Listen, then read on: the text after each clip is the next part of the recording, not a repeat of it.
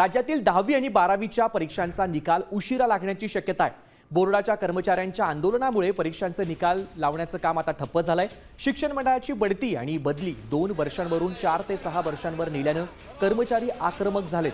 28 एप्रिलपासून महाराष्ट्र राज्य माध्यमिक आणि उच्च माध्यमिक शिक्षण मंडळाच्या कर्मचाऱ्यांनी काम बंद आंदोलनाचा इशारा दिला। राज्य शिक्षण कर्मचारी संघटनेला विश्वासात न घेता एकतर्फी निर्णय घेतल्यानं जोरदार विरोध केला जातोय। त्यामुळे आता राज्यामध्ये 10वी आणि 12वीचा निकाल उशिरा लागणार का असा प्रश्न आहे।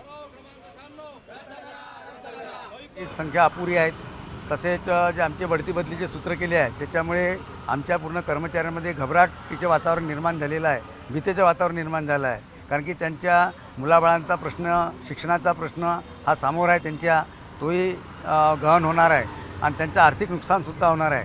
त्यामुळे त्यांची मानसिकता कुठेही काम करण्याची सध्याची नाही आहे। त्यामुळेच या निकालावर विद्यार्थ्यांचा जे निकाल आहे त्याच्यावर निश्चितच परिणाम होऊ शकतो।